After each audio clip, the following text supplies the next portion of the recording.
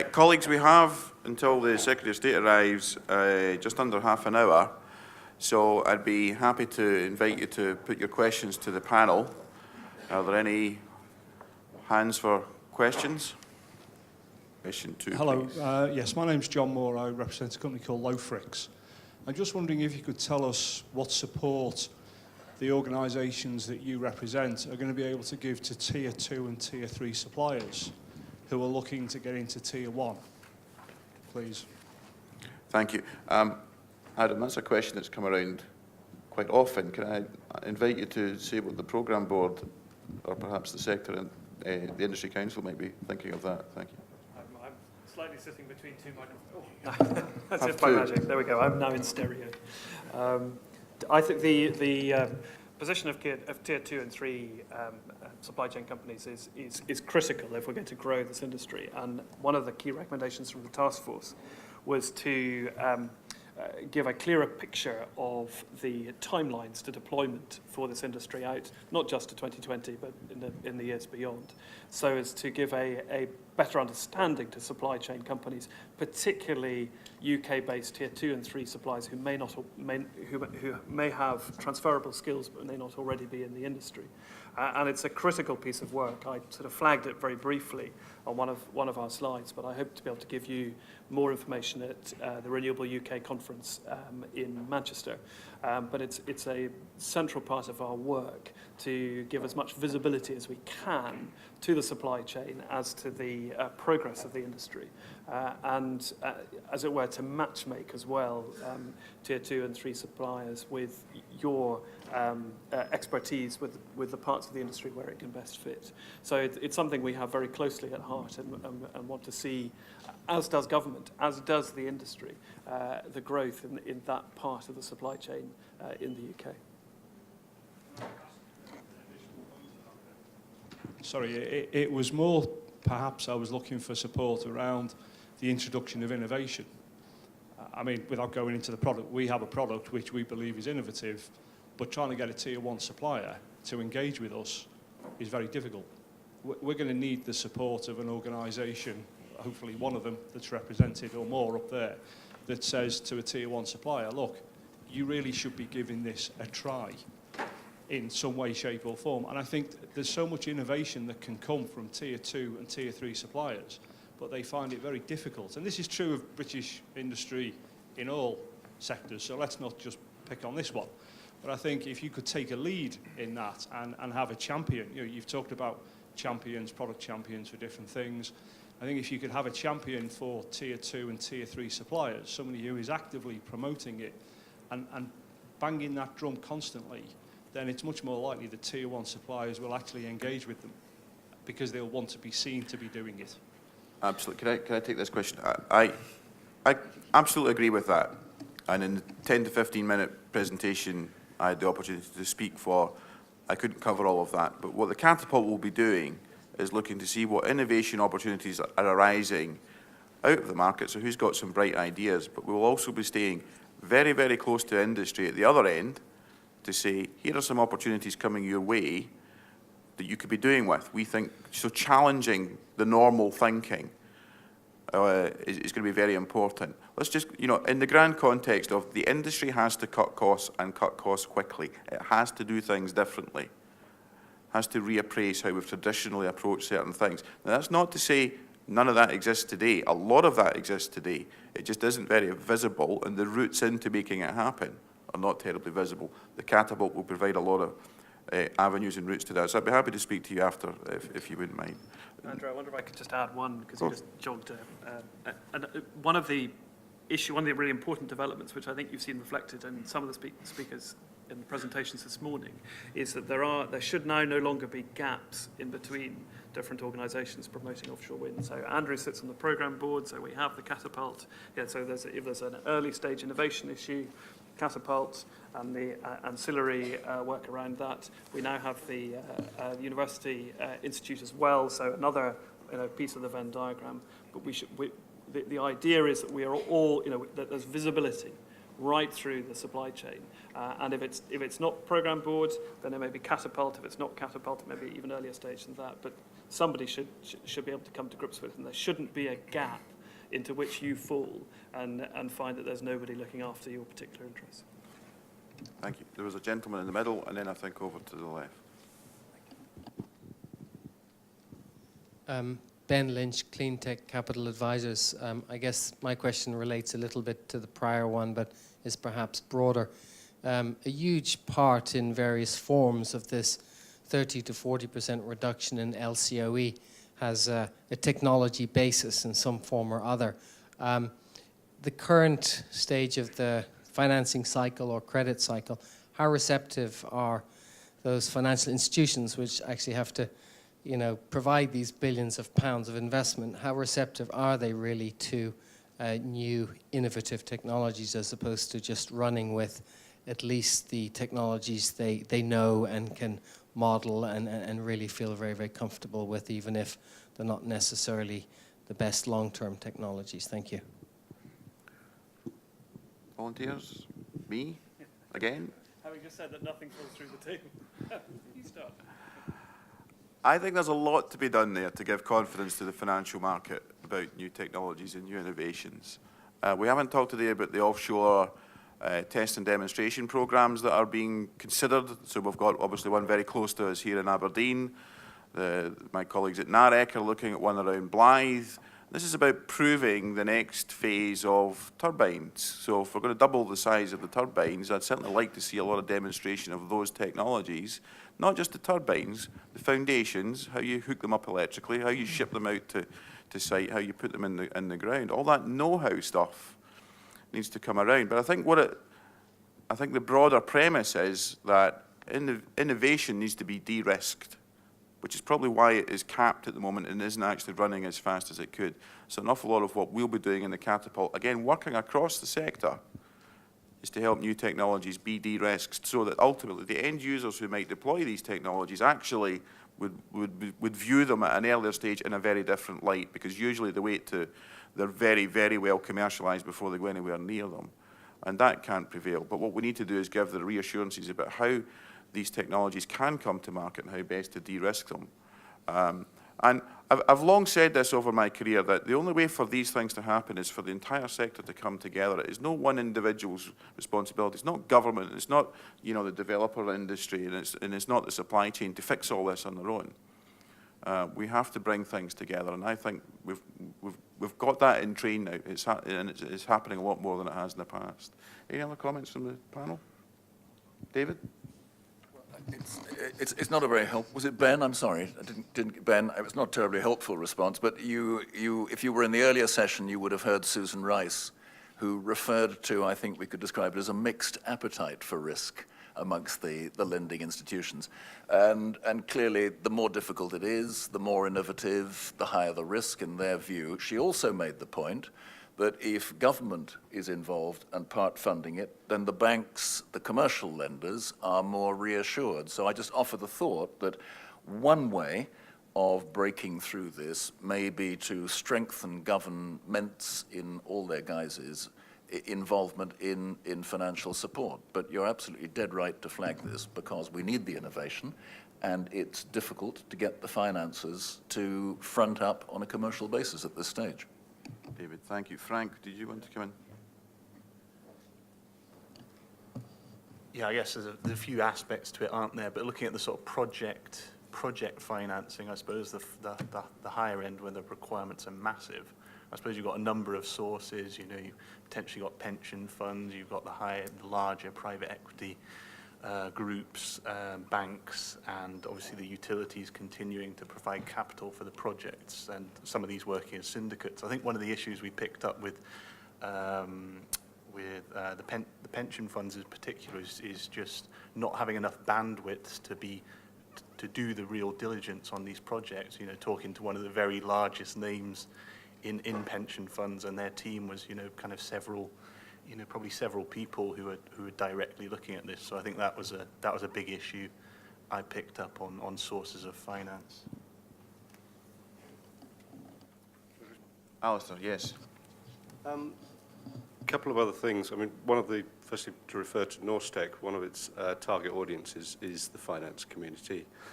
Reason behind that is that an informed finance community can make good quality decisions. And what we're seeing is the word proven is moving in its definition. It doesn't mean that you have a turbine out there and it's got many thousands of operating hours. It actually is a belief and understanding in the fundamental technology. And I just looked at one project, I won't name it, but it's already got its final investment decision on the basis of 6 megawatt turbines. I don't mean the demonstration project, I mean a full-scale offshore wind turbine. Yeah, they haven't been out there, they haven't been deployed, and already people are able to make those decisions. So it is a journey together with the finance community so that they can understand those fundamentals. Thank you. I think we had a question in the middle. Is that James, I think? Yeah. Thank you, Andrew. James Bromley from QSL Industrial Marketing and Sales. This question is actually directed at Professor Mitchell, but it goes very much, Andrew, to what you were just saying about de-risking innovation. And indeed, pertains to the last question around finance. And that is that, unless you tell me otherwise, Professor, I'm not aware that there is any technology, innovation, and management degree structure in Scotland, nor am I aware of an economic value added accounting program available. And I think both of those would go a long way to de-risking innovation and giving succor to the financiers. And I wonder if you might say something about that. Paul, do you want to defend the academic sector? I'll Track record thus far? It's not my own particular area of expertise, but I do have colleagues in Dundee, RGU and Aberdeen universities, and who are looking around this area. We've been looking at where opportunities lie, where there are gaps, and that's one of the areas that we have been looking at, or those two areas that you identified. So yes, we are looking at those, but we haven't got them there yet, but it's our intent to move into that space. Okay, more questions. Jason, the front down here, if we could. Where's the microphone?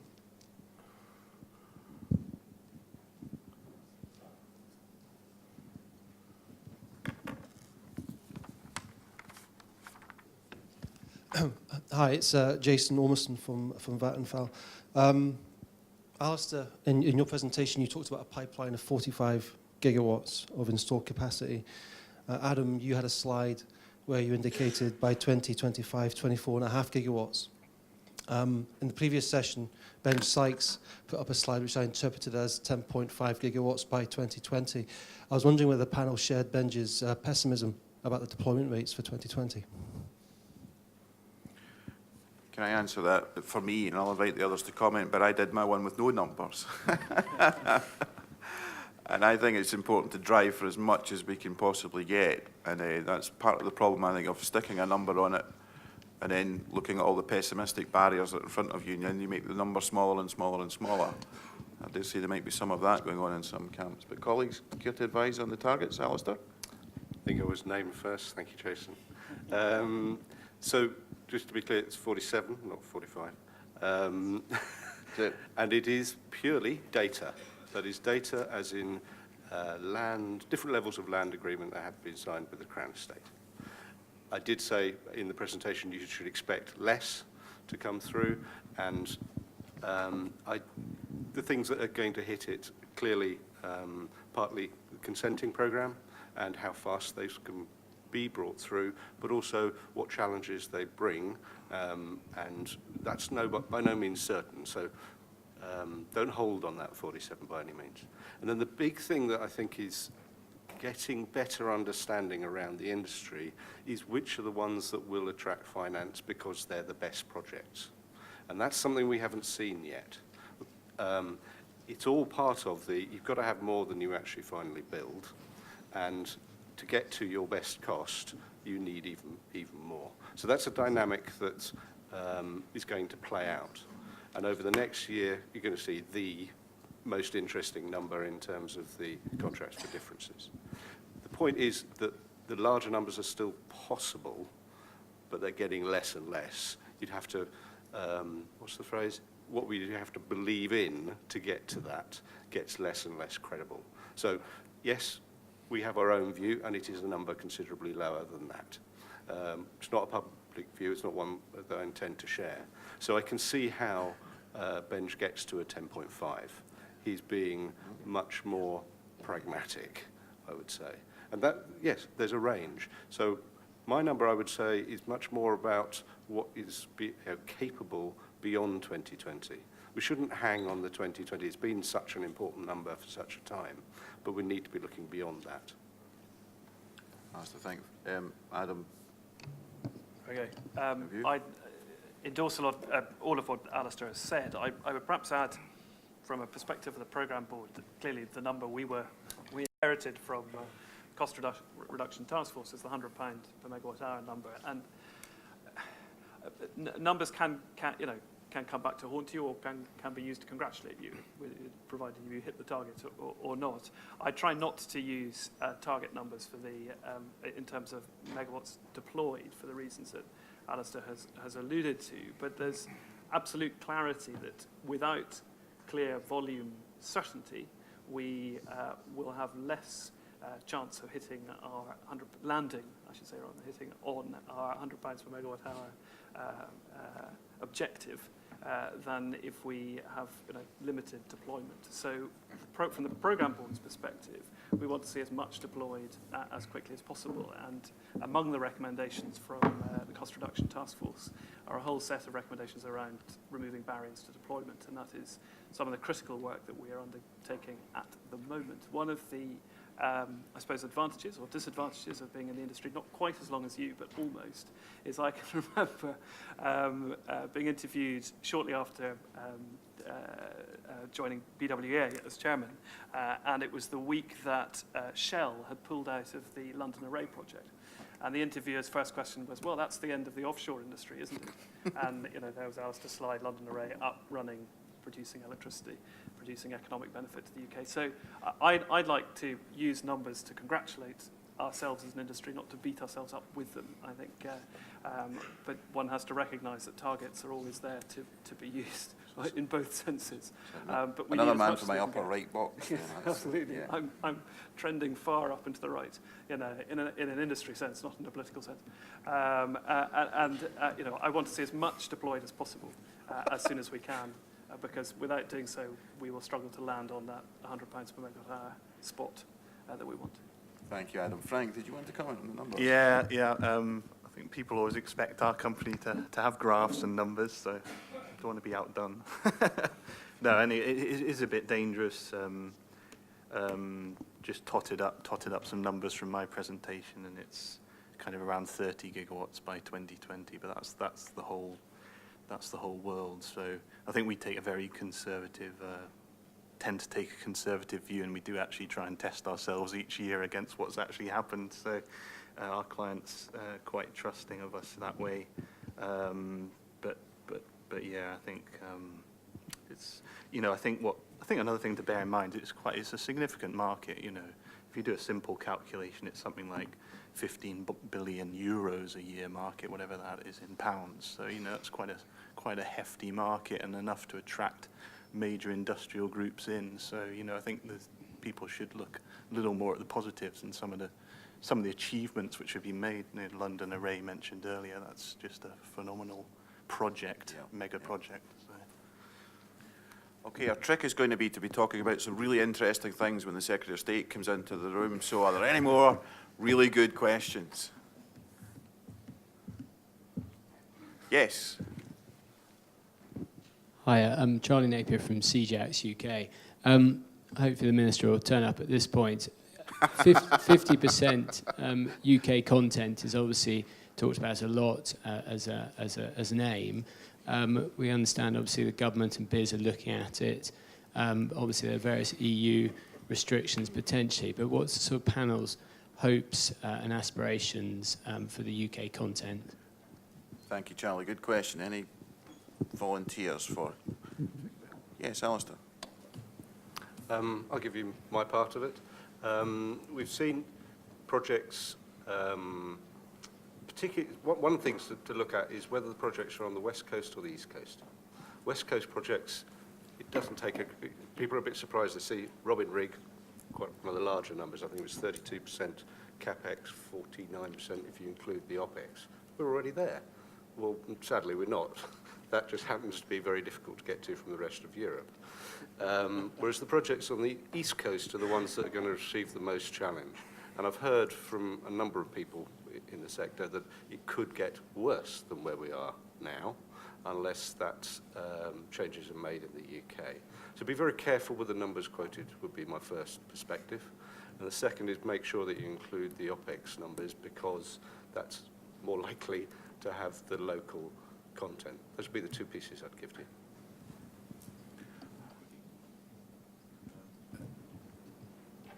Charlie, thanks very much indeed. Great vessels, incidentally. Could you bring the price down a bit? That's how to improve local content. And build more of them in the UK, says Adam.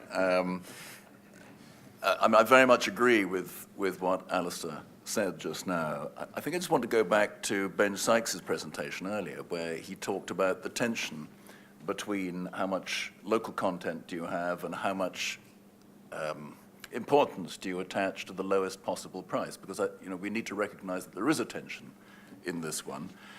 So taking off my Norstec hat and putting on my Gamesa hat, I think what we would say is we are very, very focused indeed on building out a strong UK-wide supply chain for the manufacturing which we have great ambitions to move to here. But that supply chain needs to be globally competitive. They need to be companies that are going to deliver to our demanding quality standards and to prices which are going to be competitive.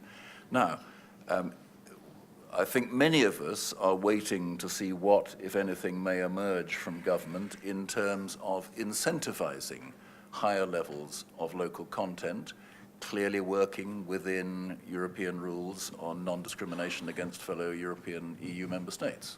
So it's not straightforward, but I think many of us are expecting that there will be measures which will be entirely legitimate, which will be developed to incentivize higher levels of local content, and we will be more than happy to work on that basis. So we're very focused on developing a strong local supply chain, but it does need to be a product which meets the requirements, both in terms of quality and in terms of price. David, thank you. I don't know why you've got music playing in the background, but if... It's to soften the blow. If I was seeing you through a romantic haze there for a second. It was Well, so I nice. know. You used to say across a smoke-filled room. Well, I'm for industry collaboration, as we've often talked about, so... But, yeah, that's... But it's an interesting point about how far the UK might consider, shall we say, mandating or certainly strongly encouraging local content. Very important point. Charlie, you nearly got the point, mate, but he hasn't come through the door. Did anyone else? Dan, Okay, did you want to come in? Yes, on you go. It's clearly a sweepstake as who's going to be speaking when he walks through the door. So let me have my go. I mean, it's another issue for the programme board, and I would, because I don't think anybody's flagged it yet, highlight the offshore industrial strategy, offshore wind industrial strategy, which will be published by Biz and DEC imminently. And a significant part of that is about capturing the industrial as much of the industrial benefit as we can for the UK. I would share Andrew's points about OpEx. I'd also look at DevEx as well, because there's a huge opportunity for British companies to be exporting the expertise in early stage offshore wind work to other markets, and we can see that already in Asia and the United States. But I will now go off to collect my prize and hand it back to Andrew. Actually, can I just come back to say, first of all, to congratulate Adam on his just-a-minute win for being the speaker when the Secretary of State walks into the door. But just the final point is just to hammer again this point about O&M, because O&M, by definition, is going to be local, and there are huge opportunities in that sector. So that is a really, really, if you like, local content element of the total cost of a development factor that needs to be taken into account. Colleagues, Thank you very much. Ladies and gentlemen, that's 12:30 and concludes the end of this session. I would like to personally thank the contributions from my colleagues on the table.